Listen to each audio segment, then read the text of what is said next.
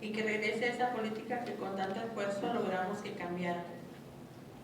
It fears me that my community will not talk about the crimes that are being committed in our community for the fear of having the police come and get involved with ICE. I hope that we can return to the policy that we had so greatly worked for to change. Padecemos factores que generan la invisibilidad, pero tampoco queremos ser ignorados. Hemos trabajado muy duro con la policía local y la comunidad inmigrante para garantizar el nivel de confianza y seguridad para nuestros hijos. Si el condado da vuelta a su política de detención y notificación, estarán derribando todo el trabajo y una vez más creando miedo en la comunidad inmigrante. Les pedimos por favor que cambien esa política y piensen en el terrible impacto que tendría para nuestra familia. We have worked really hard to work with the police and local communities and the immigrant community to gain the level of trust that we have in the community with our children. If this new policy of detention and notification are established with the immigrant community, then we will no longer have that trust. We please ask you not to change the policy that is in place in Santa Clara County, because it will have a terrible impact in all of our families.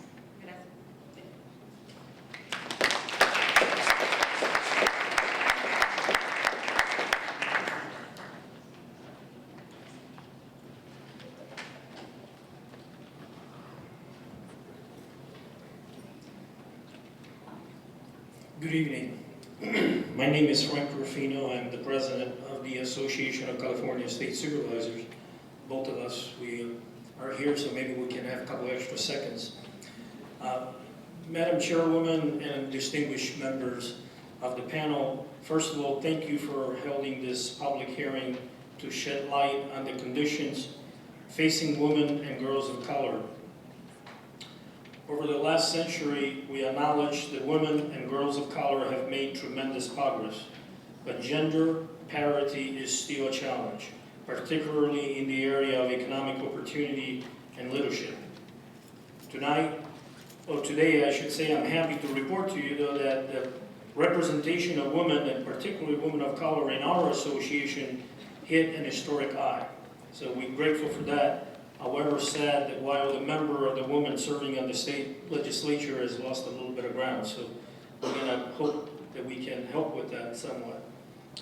By 2050, women of color will make up 53% of the national female population, an increase from 36.3%. Thus, women of color are a key demographic.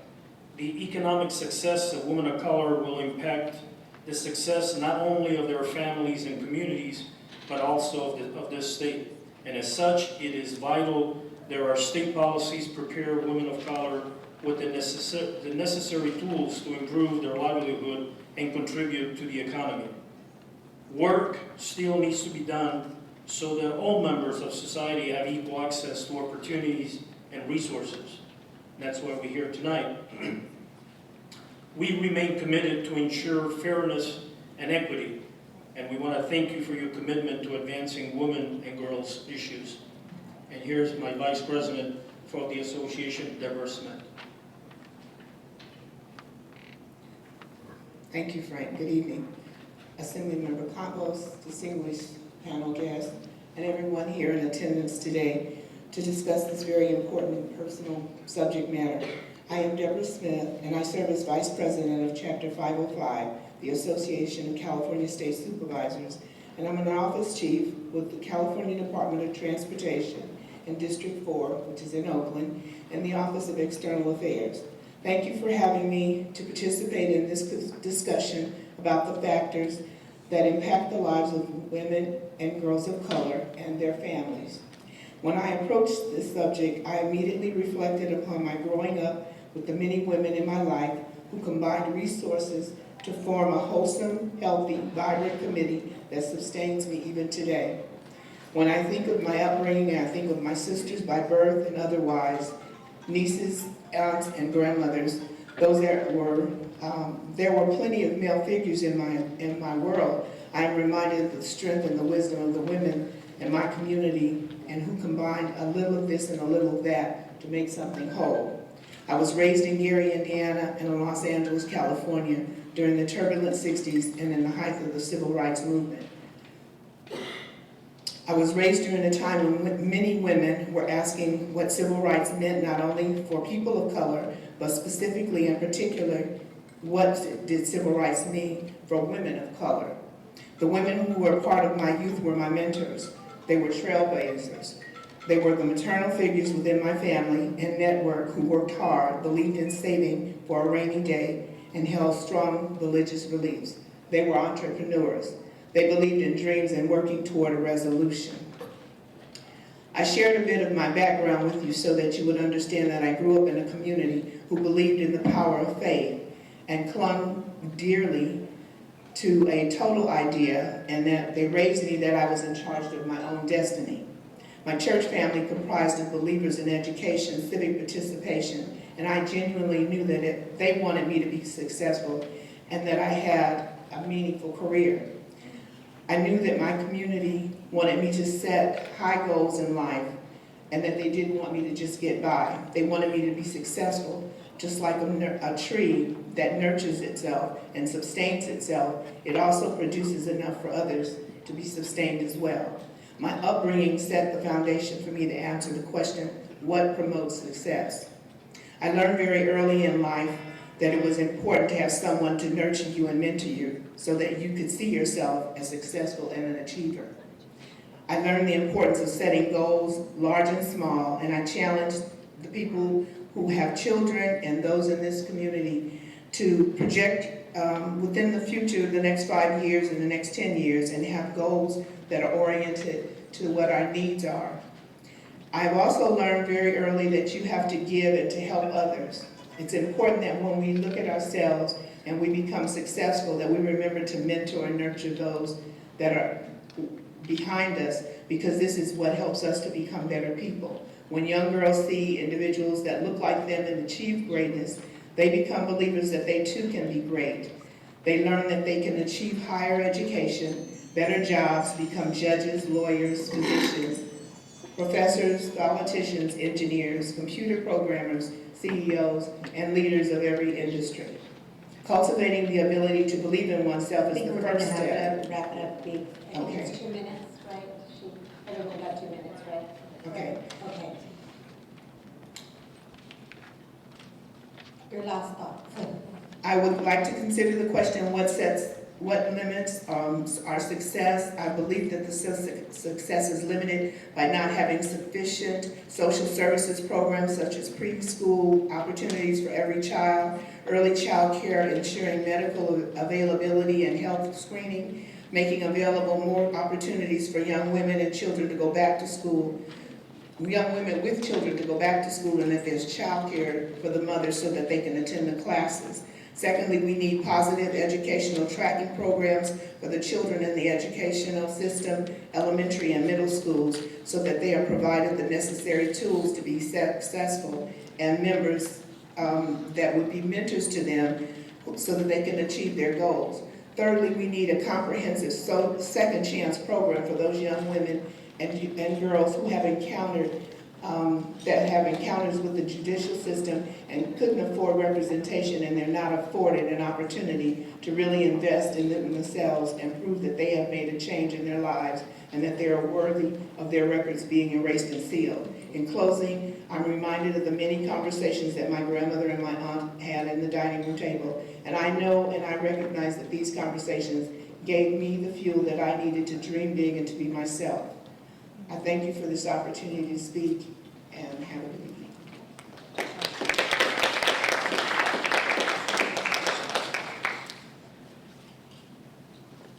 Good evening, distinguished panel. My name is Canjura. I'm with the Mayor's Gun Prevention Task Force.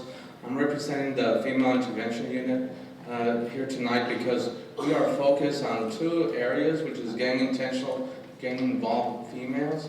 I think that is really important. This area is very important because of the fact that so many young ladies today are involved in this particular area, and we are not having many programs that are focused specifically in this area. We do have preventive programs, but I believe that not only the policies are one way of working through the system, however, the policies need to also have the funding behind it for a lot of the programs and a lot of the barriers that our young ladies are facing today. A lot of the panelists, a lot of the speakers here today have spoken of all the barriers that young ladies and young women are faced with, and yet the funding for those programs is not there.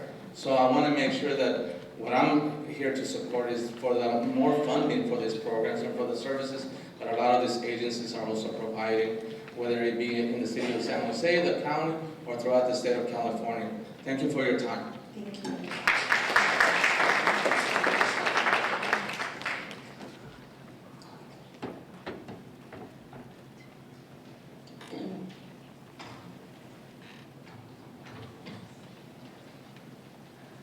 Hello, Assembly members, supervisors, and advocates for women. My name is Carol Garvey, and I just wanted to get on the record the demographic of women, especially women of color, who are elderly, 65 and older. I'm involved in 2 retiree groups, SEIU Local 521 Retirees, and also CARA, California Alliance for Retired Americans. You know, a lot of the elderly, 65 and older, can't make ends meet in Santa Clara County. And if you measure as measured by the California Elder Economic Security Standards Index, we call it the Elder Index, it measures how much income is needed for a retired adult age 65 and older to adequately meet his or her basic needs, including housing, food, out-of-pocket medical expenses, transportation, and other necessary spending. And for an elderly renter living alone in Santa Clara County, that amount is approximately $27,000 per year. Given the fact that historically women made less than men, about 78 cents on the dollar over the life of their work career, and then, as Ruth Silvertog mentioned, women of color earned as much as 20 cents less than that per dollar. It stands to reason that women struggle much more than men to survive. In Santa Clara County, women who live alone, 55% are economically insecure. And if they live with another person, it drops to 23%, but that's still a lot that are economically insecure in Santa Clara County. And then there's this double bind of an eligibility gap. Okay, just real quickly, the poverty line that the federal rate instituted in the 60s under President Johnson is $10,830 per year. Imagine trying to pay your rent on that in Santa Clara County. But if you make somewhere between $27,000 and $10,000, then you're not eligible for special programs and funds to help you live. So thank you. So the next speaker, and then we'll ask women, the rest of you to come closer to the stairs so that coming up to the podium, we can cut a few seconds off and try to get everyone in here to have an opportunity to speak. Thank you. Good evening. My name is Almaz. Negash. I am the Managing Director of Step Up Silicon Valley Catholic Charities of Santa Clara County, but I'm also the founder of the African Diaspora Network. I am originally from Eritrea, Northeast Africa, but I'm delighted to say that this is my home, and I've been here as a student. I came to this country as a foreign student. I had a huge discussion that I wanted to talk about women, and Esther and I, we've known each other for a long time, but actually not just only as a Managing Director of one of the largest social innovation network that we have in Santa Clara County, where we are trying to figure out how to reduce poverty in this county, it baffles me because I think Silicon Valley is one of the richest regions in the world. And what I heard tonight is something that gives me this sense of urgency that I don't understand a region so rich that you would have this kind of discrepancy. It makes absolutely no sense. So what I like to encourage, instead of going through the data, because they've already told you what the statistics is, what I like to suggest is that I am hearing and you're hearing gaps. I think there's got to be a joint effort to control or to actually start to close the gaps. There's tremendous silos. We all want to do so much, and we have funds, limited funds to go around. So what I like to suggest again and again is that I think we need to know who's doing what and how do we actually make things happen. So I don't want to go into the research because there's enough research. The work of this group and this assembly should be, how do you actually make research become an action? Because if we continue to talk about the numbers, we're actually losing the big picture, which is the individual that needs the support. So one thing I want to leave you with, actually two things. The education, all of that has been said. I want to encourage you to promote women's micro-enterprise and economic development. The mothers of the women, the mothers of the children who are in need of access to opportunity actually can maintain self-sustained and dignified life if they are provided with the opportunity to open their own business, whether it's hairdresser or housekeeping or what it is. But I think there's got to be some kind of fund available for that. And finally, I wanted to encourage us to think, and this is something that Step Up is moving forward with in partnership with Silicon Valley Education Foundation. We need to have college savings accounts. For every child that has $500 to $700 in the bank, in an account, they actually have 7 times, 10 times chance to go to college. This is something that the county can do because I do trust this county can do many things. Thank you. Thank you. Numbers between 21 and 30, I think they're already lining up perfect. And we're going to have to stick to the 2 minutes. Thank you. Good evening. My name is Muriera Garcia, and I am a commissioner for the Santa Clara County Commission on the Status of Women, and I chair the Crime and Violence Committee. So I'm here today to talk a little bit about the work that we're doing at Elmwood, our local jail. So in 2013, the Office of Women's Policy, along with the Commission on the Status of Women and the Department of Corrections, entered into a 3-year partnership. So we became the official jail monitors on the women's side at Elmwood, which is believed to be the first gender-responsive county jail monitoring program in California for a women's facility. So we visit Elmwood every month. We talk to the incarcerated women and to the staff. We conduct focus groups, interviews. We review the forms and policies to really learn about the systems, the policies, and the practices that are currently in place. So we then assess whether they are gender-responsive, trauma-informed, and recovery-oriented. So I'd like to share a little bit about some insight through the observations over the year. So the number of incarcerated women is on the rise. Sentences are also increasing, so it's not rare for us to speak to incarcerated women who are serving sentences that are measured in years rather than weeks or months, and much of this due to AB 109. There's an overrepresentation of Latinas and African American women in the jail system. And despite the increased length of stay, women still remain the primary custodial parent. And so we really need to prepare them to ensure that they re-enter and reunify with their children successfully. And lastly, inmates need a transition plan that addresses recovery, housing, employment, safety planning, and family reunification, among other things. We're really excited about this partnership with OWP and DOC. Our goal is to adopt a system-wide gender-responsive protocol that addresses and takes into account women's realities.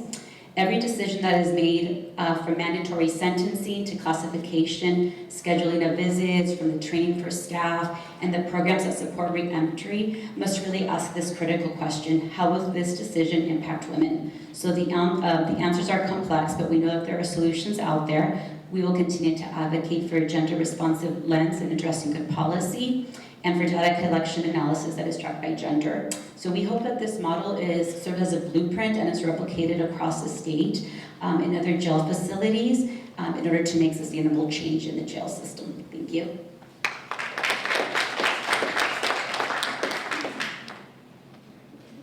Good evening, my name is Gina Gates, and I am the founder of the Licensias project in Santa Clara County. We have processed over 1,400 people through our program. We prepare them to get their California driver's license under AB 60. So needless to say, our county rocks. I mean, we've got a lot of people here that step up just because we need to step up, and we're not going to be waiting for funding or anything else. We just make it happen. I just want to share with you some of the things that we need help from the state level. This bill is really wonderful, but there's some things that we are contending with. Some of the things are the DMV is still ambiguous as far as we never know what the waiting period is as far as getting your background check or so forth if you are an applicant. The other thing is that there's no due process. There's no way to appeal. And yet, if, let's say they want to take my license because I'm getting a little bit more senior, I have a process. So there's no process set for them. And again, it's ambiguous. And we need to be able to tell folks, hey, if you've had a license before and had a social security card that just wasn't just so, what does that mean? That's an honest question that deserves an honest answer. So we can't get that. So we would like to have that connection with DMV and sit down with what we have found because it's really important. So back to the great work. So we have found a lot of wonderful things to teach. We have to change our curriculum. By the way, this all started because we are experts in driver's ed. We actually brought online driver's ed to California. Our champion was Senator Vasconcellos, God bless him. But some of the things that we had to include in our curriculum included how to engage with police officers, how to no hit and running, not allowed, driving impaired, and driving tired. That was something that we talk about. Thank you, I'm longer than 2 minutes.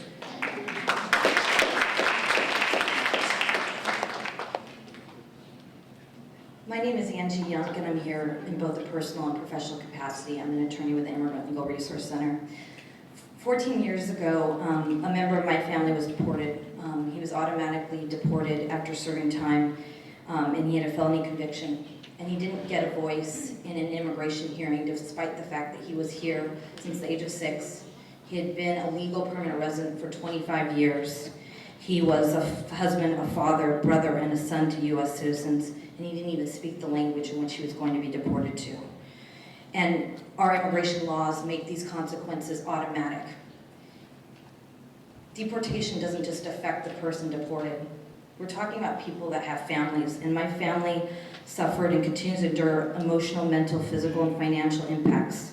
Just an example, his daughter is growing up without a father herself. Her mother's had to constantly keep her on the right track so that she doesn't make the mistakes of her father. And this all adds to the emotional pain of knowing that deportation is permanent, it can never be undone, and we never can be reunited. As an immigration lawyer for the last 11 years, I've seen and worked with countless other families and seen the effects on girls and women. And we're just increasing these deportations with more deportations under this administration than any other administration in our history. What will our country look like in 5 to 10 years, and how many more children and families have to lose a husband or a parent to deportation? Today's headlines on immigration have focused on deportation as a solution to our crimes, but I really ask today that local and state governments do not have a hand in this inhumane deportation machine that only causes families more suffering and destabilizes our communities. Instead of relying on labels, I ask you to see the humanity in people, that we are and should continue to be a country of second chances. Thank you.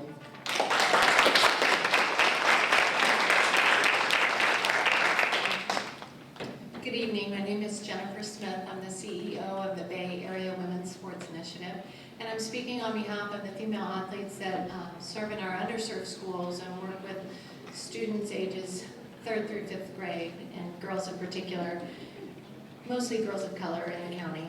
I'm also speaking on behalf of the women's sports community in the Bay Area, and I want to share with you that girls of color have less access and opportunity to participate in physical activity and sports, and that's a big problem.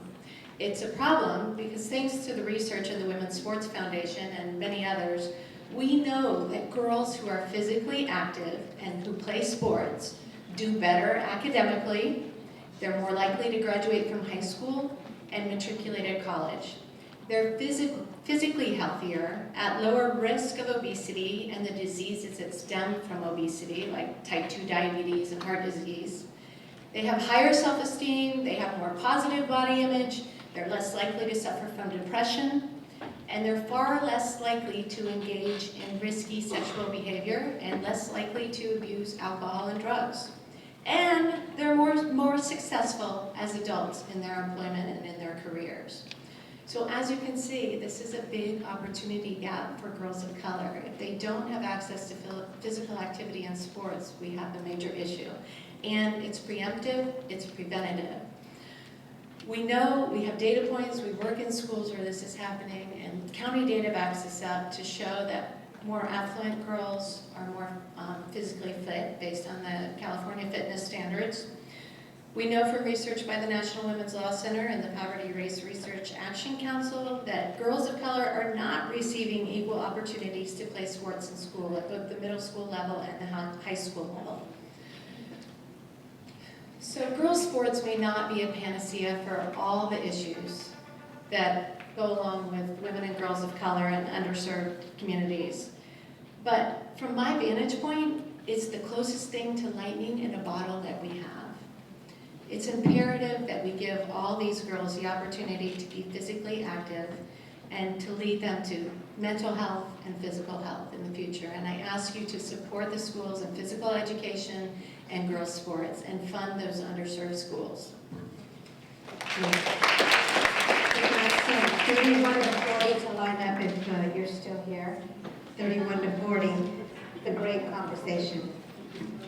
Thank you, Assemblywoman Campos, Garcia, Supervisors, and Commissioners for hosting this event today. I'm Darcie Green, President of D.A.W.N, Democratic Activist Women Now.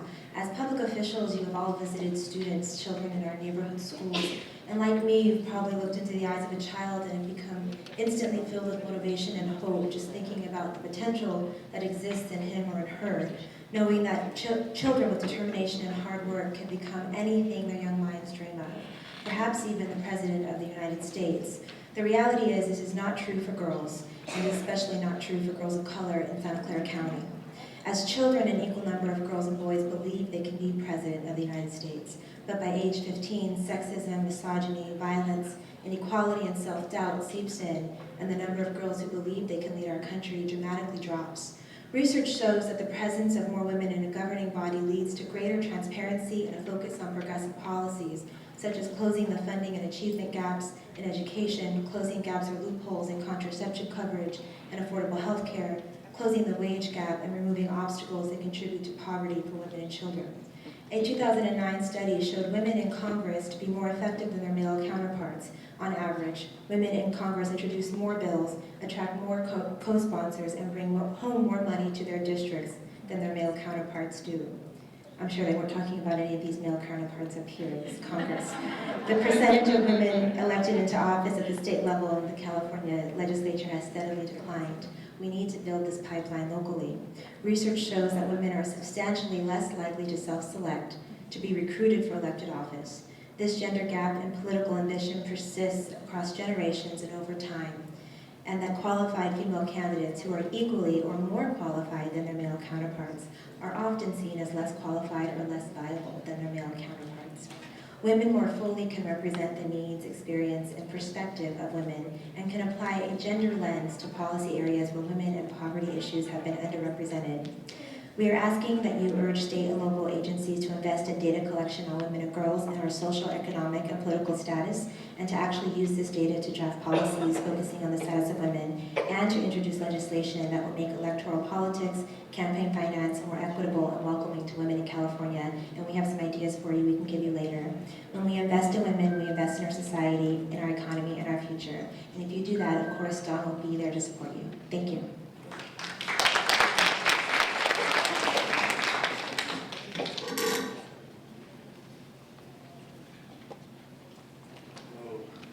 Good evening, 2 minutes on the dot watch.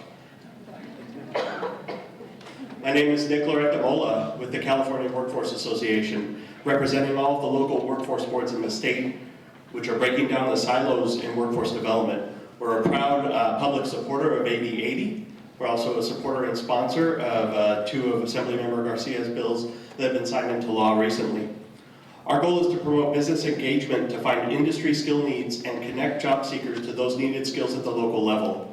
It is our view that as long as half of the population of our state have an arbitrary glass ceiling placed over them in terms of earnings and industries they are welcome to participate in, and as women of color have even lower ceilings placed over them, our state's businesses and economy as a whole will never be healthy.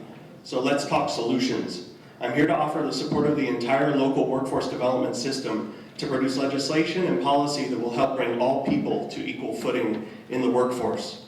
With the implementation of the new Workforce Innovation and Opportunity Act happening this year, through Assemblymember Garcia's AB 1270, which was just signed into law, and through next year's SB 45, which is currently in the Assembly, we have the mechanisms to remove those ceilings, and now is the time to do so.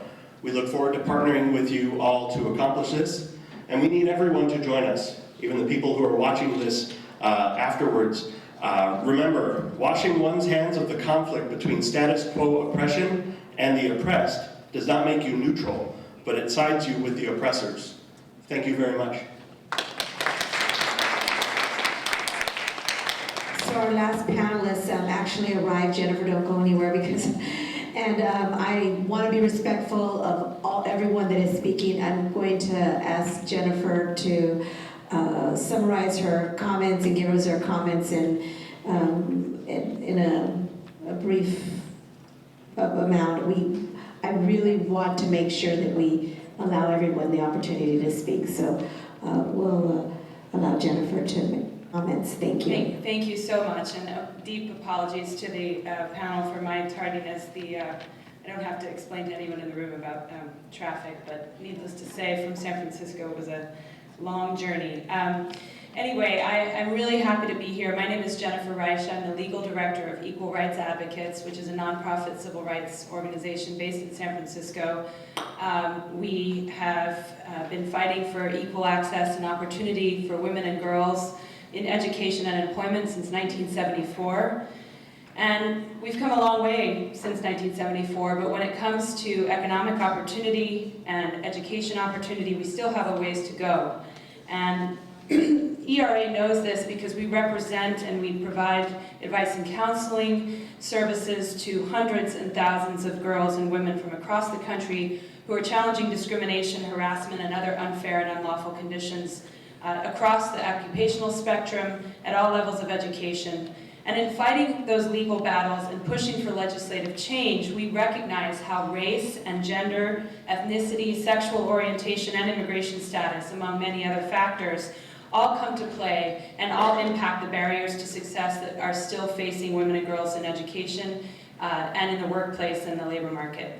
And we recognize that, it's really time, and it's so wonderful to see the public forum here today and Assemblymember Campos taking the lead on getting the public input into these issues around the state. It's so important to connect the dots and see the interdependence of the different issues when it comes to ensuring and improving economic security and expanding economic opportunity for women and girls of color. We know that women and girls of color are the majority of the female population in California. In 2013, 61% of the women and girls in California are women of color. So this is not about targeting a special group or a small subpopulation. This is who we are as a state. It is increasingly who we are as a country. And yet we know that there are so many gaps in access and so many gaps in opportunity that impact women and girls of color especially on the economic side of the equation. Several people who've come to the podium already have mentioned the gender wage gap. We know the gender wage gap for Latina women in California is abysmal. 44 cents. Full-time working Latina women earn on average 44 cents to every dollar earned by white men. African American women, the number is 64 cents. Those are numbers that really we all need to take notice of. And we know that that's because women are not only facing different pay for doing the same work, but because we have a really high poverty rate, and that poverty rate disproportionately impacts women and girls of color. We know that childcare access in California is lower than in other states. We know that women continue to be more likely to work in minimum wage jobs, and that contributes to their higher than average poverty rates. And they also have fewer opportunities to advance in their careers, especially, I'm reminded by the most recent speaker, in careers that are traditionally highly male-dominated or non-traditional occupations, as we call it. And I'm really pleased to see that there's some actions being taken on the workforce development side, because in California, we are facing a situation where only 2% of the people in registered apprenticeship programs, 2%, are female. And these registered apprenticeship programs are, that includes programs like cosmetology, but it also includes access to real, economically secure, blue-collar jobs that could really make a difference in the lives of millions of families and communities. So why I'm here today also is to specifically talk about what are some of the really big picture issues happening at the federal and state level, and I just want to comment on one of those things, and that is that this recognition of the need for a holistic approach to addressing the economic needs of women and girls has really taken hold. Here in California, we launched this year something called the Stronger California Agenda. And it was inspired, in fact, by when the U.S. House Democrats, Nancy Pelosi and other women in the House, launched When Women Succeed, America Succeeds, an agenda that also took a trifecta approach to looking at economic security issues in July of 2013 on the 150th anniversary of the Seneca Falls Convention. And the three main planks of that policy agenda were pay, childcare, and work-family policy. Well, we built on that in California. We took the inspiration, but then we built on it, as we are known for being innovators here in this state. And we added an anti-poverty pillar that really looks at policies that will reduce poverty and help women build assets. So we launched the Stronger California Agenda. I have some materials here, and we're very proud that Assemblymember Campos' bill to address the use of prior salary in setting pay and determining pay decisions is one of the bills that's on that agenda under our fair pay pillar. And there are many other important pieces of legislation that we are looking to see advance this year and that we will work to advance next year as well. But it's really important because for women and girls of color in particular, we know that they're more likely to be living in poverty even when they work full-time, and they're more likely to be working in jobs that pay poverty wages. And that's one of the reasons why, when you look at how we're approaching issues like fair pay, we're looking at not only ensuring equal pay for equal work, we want to ensure that women have equal access to jobs that pay a living wage and make sure that jobs are quality jobs. So, for example, we are highlighting not only bills that will raise the minimum wage, but also eliminate gender bias in the workers' compensation system.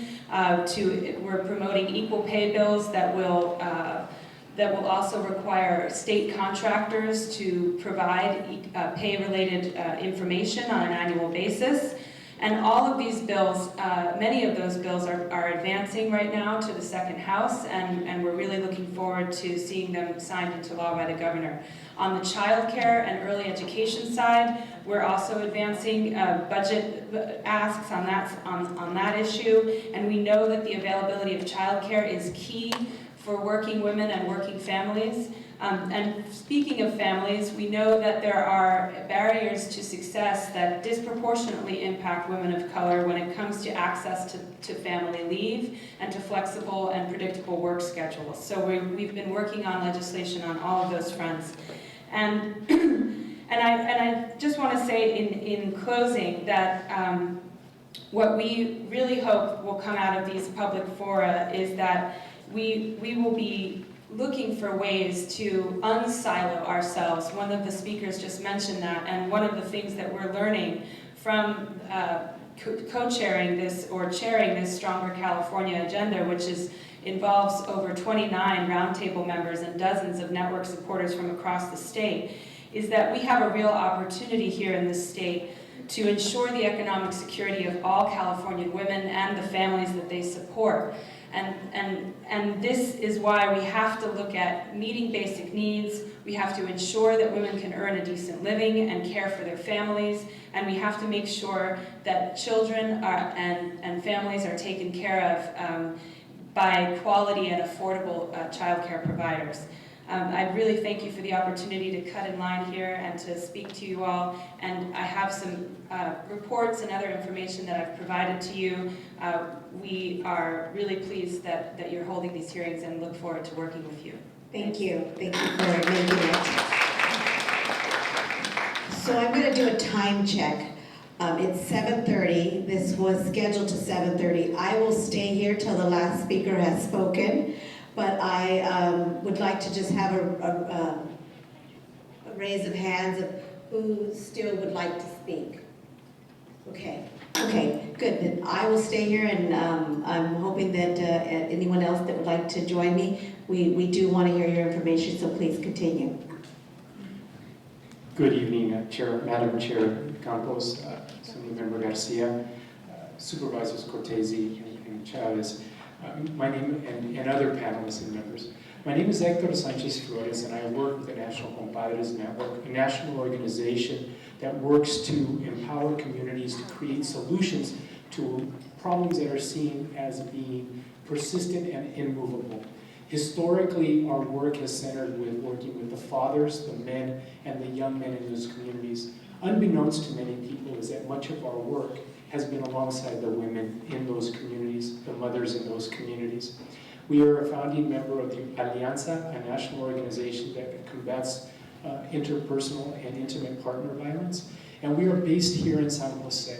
And the reason why I'm here is because in our work, we're called to intersect with boys and men of color work from the Coachella Valley all the way up to Humboldt, with my brother's keeper in the White House to here in San Jose with the Mayor's Initiative, as well as the Sons and Brothers work that is done through philanthropy here in California. What has been missing from the organization's perspective is the parallel process of lifting up and creating opportunities for the young women, mothers, and women in our communities, in those communities. So I believe that this work is very critically important, not only to build its own body of research and knowledge, but also to align it so that we can then transform these communities across the country.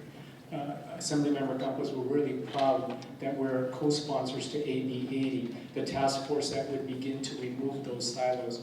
And I would really hate that, although much work has to be done in the silos of understanding the issues for women and girls in our communities, much like it has for boys and men in our community, but that at some point we begin to see how those walls and silos can permeate and inform one another so that we don't repeat the issues that have persisted for quite some time.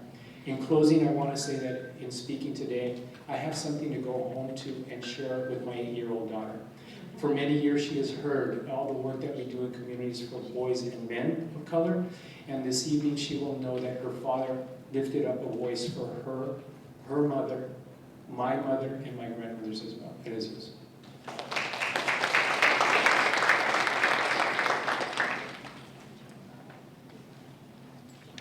Hi everyone, this is really exciting and personal. It's great. My name is Tamara Alvarado, and I'm the Executive Director of the School of Arts and Culture at the Mexican Heritage Plaza here in the east side of San Jose in the Mayfair and Plata Arroyo neighborhoods. It's really good to see you all and to meet you. Briefly, I also want to acknowledge my 12-year-old stepdaughter, Siglali, who's in the audience, and I want to thank you all for putting this together because she gets to see us work together, us women and our male allies. And so I know she's embarrassed, but there she is. I'll be brief. In our experience at the School of Arts and Culture, we're not a very old organization. We're 4 years old. But what we've been experiencing is that our families, primarily led by women, are experiencing a lot of stress around living wage and also affordable housing, quality housing. A good number of our families are in what you would call legally homeless. They are legally homeless, or they are outright homeless, and it creates quite a bit of stress, and yet still they're showing up to sign up for classes in mariachi and in folklorico and in Brazilian percussion and what have you. So in terms of what's helping, we're providing high quality arts education at an affordable rate and often at a completely free, it's free of charge. Again, so lack of affordable housing, lack of access to a living wage in Silicon Valley is among the major stressors. The other piece is around undocumented families, undocumented women and children. This is something that we're experiencing, and then those two pieces that I highlighted are further exacerbated. So again, last thing I'll say is that Somos Mayfair, the Grail Family Services, Amigos de Guadalupe, and the School of Arts and Culture, we are working collectively to be more efficient.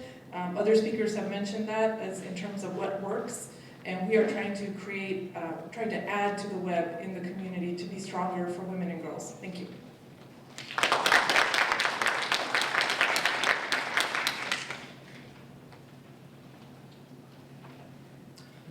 Good evening, esteemed representatives from the county and from the state. My name is Muriera. I wear a lot of hats in the community. This evening, I am wearing the hat of convener and organizer of the Boys and Men of Color Santa Clara County campaign, which was newly established and is part of the Alliance for Boys and Men of Color statewide initiative, which my compadre Hector of the National Compadres Network is one of the main partners of. In the interest of allowing sisters and brothers here to be able to speak as well, I just want to emphasize the importance of leveraging all our resources to be able to serve our boys and men of color, our girls and women of color. We no longer, and I'm glad to hear that we are breaking down silos and that we should be working across sectors, whether they're education, social services, human services, arts and culture, to come up with innovative ways to be able to serve our women, girls of color, boys and men of color.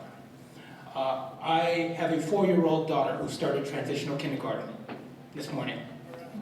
And I'm going to be late picking her up from folklorical class. But like Hector, I'm here this evening because I want my daughter to be able to have those opportunities, and all daughters to have the opportunity to be successful in life. My 16-month-old son, I want him to be successful in life. And so I've worked for over 20 years on social justice issues, educational equity and access, because I want all our communities to succeed across all ethnic barriers, across all type of barriers. And I'm glad that we have this esteemed panel together and this committee together, and with the hope that we'll all be working and leveraging our services to best meet the needs of our community. And one of the things that I also noticed, I would have liked to see more younger girls here this evening so that they could share their ideas and their issues with you. And maybe perhaps that will be coming down the line as you hold more public hearings. Thank you so much for your time this evening.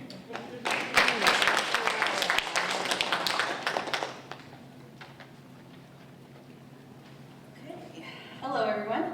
My name is Rocio Molina. I'm here representing the Silicon Valley Council of Nonprofits. I'm going to speak a little more personally. We've submitted a written testimony which has all the statistics in the world. But personally, I grew up in Oakland, California, not too far from here, and graduated from Stanford University in 2012, which was a great honor for my family. And I attribute, my successful journey through the education system to all of the supportive female role models in my life that really fostered within me the self-confidence and gave me the knowledge necessary to, navigate a system that was foreign to me, as foreign as it was to my immigrant parents. There were many other friends, family members, along the way who unfortunately didn't have that support, didn't have those role models fortunately enter their lives the way that I did, but who possessed just as much potential, and many of them probably more than I did, who unfortunately dropped out of school along the way, didn't continue their formal education after high school, and to me it's one of the more difficult parts of pursuing a higher education is to see that happen. And I honestly believe that something that would have helped them would have been more access to programs in schools like the ones that I was fortunate enough to participate in that would also give them the confidence and the knowledge that they would need to access systems of opportunity. Fortunately, here in San Jose, we have a unit, a Girls and Gangs unit, that addresses the needs of women who have somehow become involved with gangs, many of whom aren't formal members, but are affected by the violence, the crimes, the poverty in their communities. And so I propose, and the Silicon Valley Council of Nonprofits proposes a partnership with School Link Services to bring more programs to schools in a similarly collaborative way that addresses different needs of female students. Thank you so much.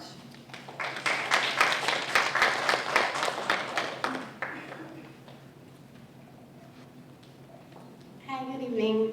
Thanks so much for organizing this forum. My name is Amelia Post, and I'm speaking on behalf of Somos Mayfair. We're a community organization in the Mayfair neighborhood in East San Jose. And our members are mostly low-income immigrant women and children. Some of the most pressing issues women and girls of color in Mayfair are facing are the same issues that many speakers have brought up today. The need for fair wages, gendered violence, access to health care for all community members regardless of immigration status, upholding the Trust Act because community members should feel safe in their homes and communities, and then massive displacement of residents in neighborhoods like Mayfair. As rents have been skyrocketing, we believe that residents should be allowed to stay in the neighborhoods where they live and the communities that they're building. And of course, education. Our work is focused on closing the opportunity gap for low-income students of color. And families in Mayfair have been advocating for an education system that upholds and affirms families' languages and culture. Parents should be able to communicate and students should be able to learn in the languages that they speak in home. And we know that this is especially important for family engagement in schools. We also want an education system that is accountable to community, and with the great opportunity with the local control funding formula, we want to ensure that there are structures that enable meaningful, informed, and inclusive decision-making that truly represents parents and students. And lastly, we also believe that families should have access to free and safe public spaces in neighborhoods. We know these are urgent issues, but we deeply believe in the power of communities to come together and define solutions and take collective action to create change. We've seen the impact of our promotor model in the Mayfair neighborhood, and we believe that we can confront all of these obstacles by investing in similar community-led efforts. Thank you.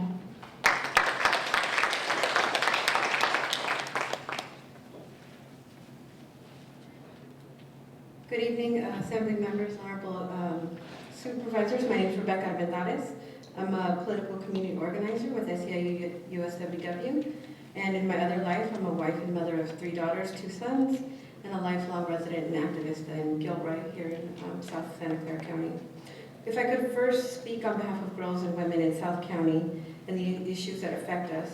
Like I said, I'm a lifelong resident of Gilroy, 4th generation Gilroyan actually. And I'm here in hopes that my daughter's generation won't face the same issues that my mother's, grandmothers, and great-grandmothers face, and my generation now face today. So I'll start with an issue that my niece brought to my attention. Her best friend broke up with a very controlling and abusive boyfriend recently. And unfortunately, he was able to lure her back to his room to get her stuff. And of course, he immediately took her phone, took her car keys, and kept her there against her will. Luckily, she had the forethought to tell her sister where she was going and how long she expected to be there. Her sister called the police after she didn't answer her phone, and they went to the address. When they arrived, they found her and she was okay. But when they asked her if she wanted to leave, she said yes. And she told them that he had taken her phone, taken her keys, and had kept her there against her will. And had also physically threatened her if she did not get back together with him. The police officers escorted her out and did nothing else. There were no charges, no restraining order, no warning to her ex-boyfriend, not even a referral to domestic violence prevention agencies. This could have been a horrible tragedy, and it actually still could be. And we've had these conversations hundreds of times before with the police departments. We're working with the family, we're working with the young woman, but how many more tragedies have to occur before permanent changes are instituted? Can something be done across the county or across the state? Because this is just an example of what happens in our smaller communities where, the older networks continue to direct culture and direct treatment of women and girls of color. If I could speak on behalf of the members of USWW, it's a different... We'll allow an extra minute, so okay, thank you. we'll give her 3 minutes if she's speaking on I appreciate that. So at USWW, we represent lots of local janitors, security officers. 60% of our membership are women of color, mostly Latina immigrants, many of which are single mothers, heads of household, and also care for elder members of their families. At some work sites like Cisco Systems, they have almost 80% janitors are women of color at their site, yet less than 10% of them are supervisors. Men dominate management at these employers. We can guess that besides gender discrimination, the lack of access to English classes, computer classes, and other skill building and training opportunities contribute to this. They also experience sexual harassment at a rate 3 times higher than women in other sectors. That was a recent NPR study found that 70% of the women interviewed had been subject to sexual harassment and assault. We know that this is due to their hours of work, their isolation, and the nature of their work. Most women in the janitorial sector work from 8 p.m. to 4:30 a.m. Sunday through Friday. Okay, I'll wrap up. Some of the services that our members mentioned that they would need are wraparound childcare services, transportation that starts earlier, right, because they get out at 4:30, and they end up waiting in the lobby or out in the parking lot, making them vulnerable to assault and other abuses. So we'd like to continue to help our members, workers who aren't members of the union, and of course women and girls at large. Thank you.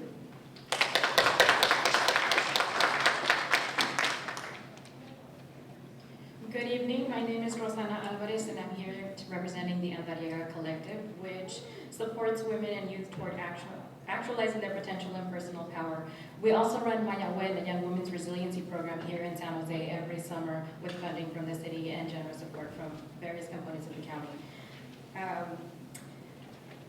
One of my various roles is also a professor at both San Jose State and Piazza Community College, where I teach in both the Women's Studies Department and Chicano Studies.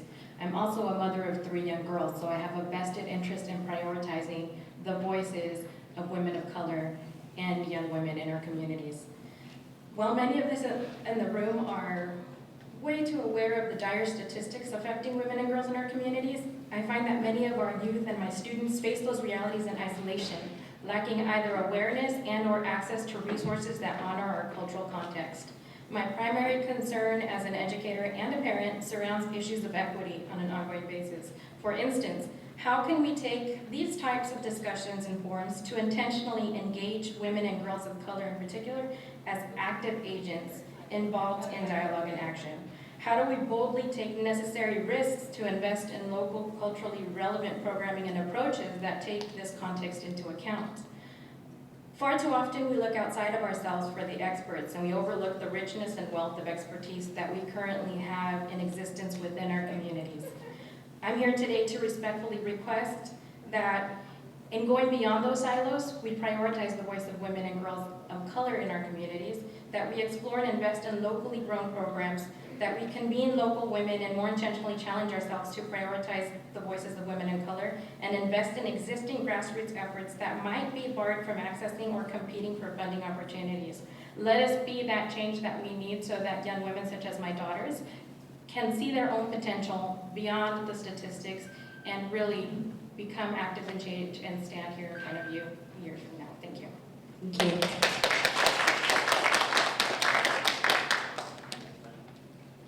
Buenas tardes.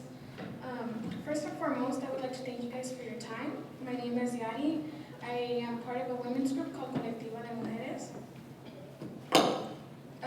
We're out of East Salinas and we provide a safe space for women and youth to share what they go through and that they're not able to share at home.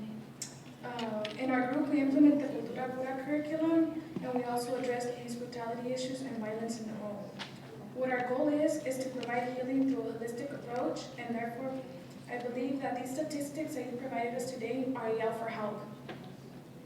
I would like to ask all of the panel to invest in programs that provide more cultural sensitive curriculums, programs that have a different approach for women of all different ethnic backgrounds, and most importantly, a safe space for women and children where they can receive resources. Thank you.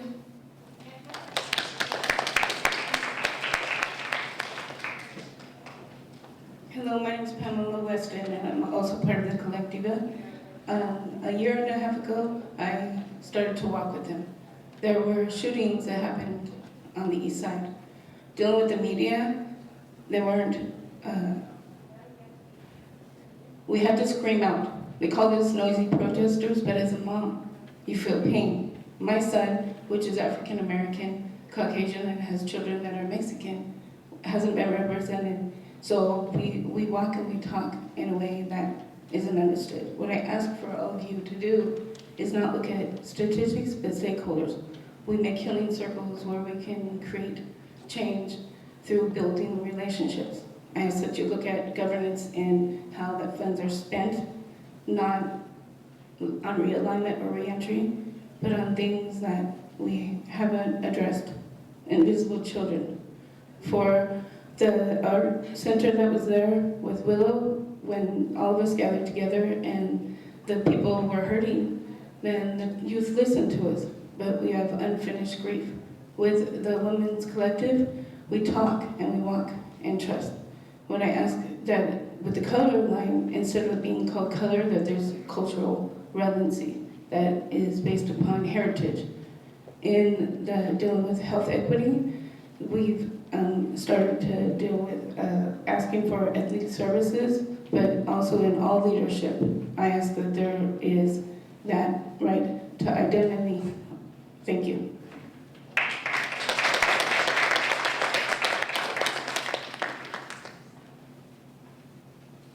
Hola, buenas tardes. My name is Amelia Soto, and I come with 15 years of working in our Santa Clara County community. My focus has always been working with young women, with families, Latina focus, and underserved communities. Today, as the program manager for Teen Success, I get to add the voice of young women who are parenting or pregnant between 12 and 19 years old. Basically, we know that the rates of teen pregnancy in the nation have been going down. In California, it's about 23-24% now. In communities such as ours, East San Jose and Gilbert, we still have pockets where the teen pregnancy rate is 37%, which is almost 10% more than the national rates, which really impacts the high school completion and really just perpetuates the cycle of poverty with our communities. We really need to, as a community and as a representative of Teen Success and the D.A.W.N Collective, our aim is really to ensure that programs are holistic. We need programs that focus on the strengths and resilience of our communities versus on the deficits. We need programs that focus on working with teen fathers, not only to let them, because we have this idea of young men as only being violent and gang affiliated, especially in the Latino community. We need to let them know about their responsibility and the accountability that they have to their children. We also need to realize the importance that young women are complex individuals, meaning that our womb is not the only thing that we need to focus on. Young women's programs really focus on pregnancy prevention, and that's it. With Teen Success, our aim is really to provide a space that young mothers can build their support, have activities and workshops that focus on social and emotional wellness, support education and higher education, and really provide a space that allows them to see young women and themselves and be able to discuss that in its totality. One second. We have 20 programs throughout the state, so if you really want a youth voice, I can connect you to some youth. Secondly, the last thing that I would like to say is that our aim is not only to change the mindset of the members that we work with, but we need to start changing the mindset of the people that are working with them. We have a very strong focus in deficit building, and we really need to start looking at them not only to support the belief in themselves, but really to support the possibility of opportunity, which is really lacking in our young communities. Gracias. The numbers 41 to 50 to line up if 41 to 50, if there are any. 41, 51 to 60. Anyone else that would like to speak, please line up. Good evening, my name is Erika Rincon on behalf of the Alliance for Boys and Men of Color and Policy Link. We are a proud co-sponsor for Assemblymember Garcia's AB 1093 bill and Assemblymember Campos AB 80.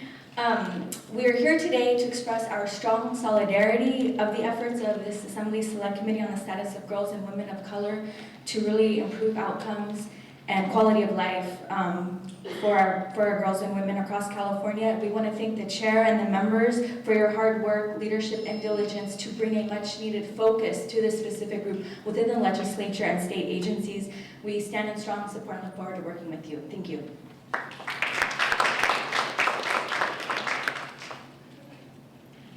Good evening, Assembly members. My name is Shireen Masoud, and I'm also here on behalf of Policy Link, but also as an Arab and Muslim American woman. There's little data on Arabs since we are not recognized in the census, so it's hard to account for the needs and experiences of our community. There have been some community efforts that lay out some of the information, such as the Coalition for a Safe San Francisco, and as a part of that campaign, the Human Rights Commission in San Francisco published a report, which was based on a hearing in 2010 in San Francisco, that sought to bring community members to address these findings that were brought to their attention. Since 9/11, there's been a rise in Islamophobia, which is defined as the aggregating of members of the Arab, Middle Eastern, Muslim, and South Asian community into a threatening, homogeneous, and undifferentiated community. And Dr. D.A.W.N, who's a professor at UC Berkeley, testified, our mosques are monitored, community members are visited by the FBI either late at night or early in the morning, and their financial transactions are subject to monitoring. Demonstrations are recorded, community monitoring is undertaken, entrapment is deployed, pressure of recruitment in exchange for green cards is used, and student organizations are also criminalized. We have also experienced profiling and surveillance at borders and airports. In addition to Muslim and Arab community members, members of the Sikh community also testified about the racial profiling and bigotry that they have endured. So Islamophobia breeds a culture of hatred and bigotry to anybody who is viewed as Muslim or Middle Eastern. So I'm asking the state legislature to look into the disaggregating of data because we're lumped in with whites in the census, and in order to really understand what the needs of our communities are, we need to be able to disaggregate that data. Thank you.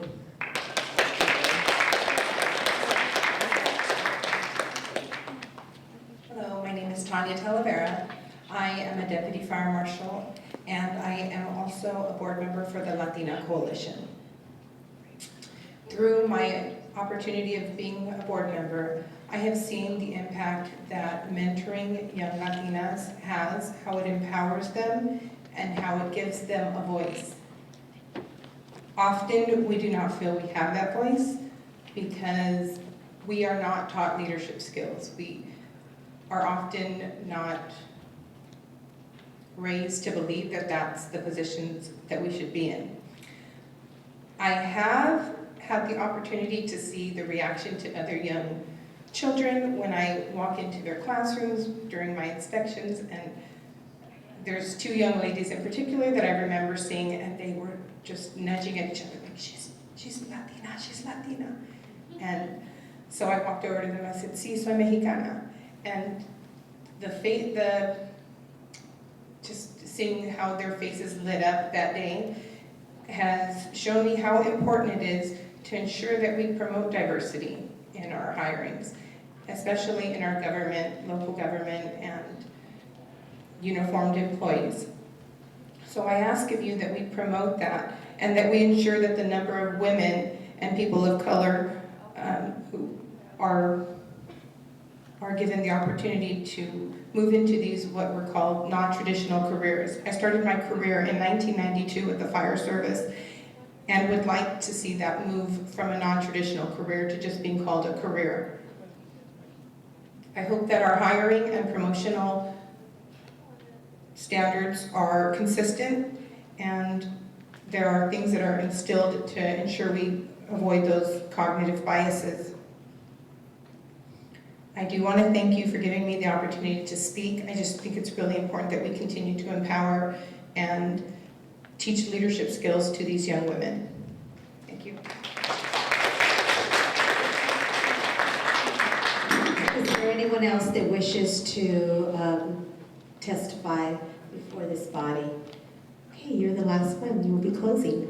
Good evening. My name is Claudia Gonzalez, and I am a journalist and community organizer from the Central Valley. I traveled here today with 3 youth journalists in order to report on one of the biggest issues affecting our area. You see, in my backyard lies the biggest women's prison in the world, which houses 3,500 individuals. It is estimated that 84% of women incarcerated in California are women of color, and of these women, 90% suffer some type of trauma, bringing light to the abuse to prison pipeline. Although mass incarceration has garnered national attention in the last couple of years, incarcerated women continue to be ignored and their rights continue to be violated. The solution should not be incarceration, nor should women continue to be criminalized and trauma criminalized as well. More needs to be ensured to make sure that services and programs are accessible to girls and women of color, who will constitute about half of our population in a couple of years. Let's stop mass incarceration and begin healing. Thank you.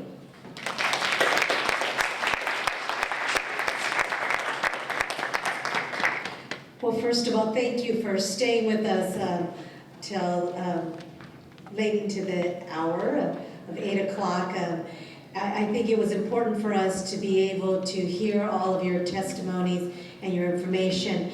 I just want to throw out a few of the areas and topics that came up this evening in testimony. STEM, domestic violence, education, homeless, the economy, health, crime and violence, pay equity, racism, sexual assault, immigration, human trafficking, closing the gap, equal rights, and many, many more. Those are just a few that were brought up today. We have recorded this, and the reason we recorded this because it's important for us to be able to go back, be accurate in how we collect the data and your testimony. And I know that if you have signed up, you will be on the email list. As I mentioned earlier, we are doing these input hearings across the state of California.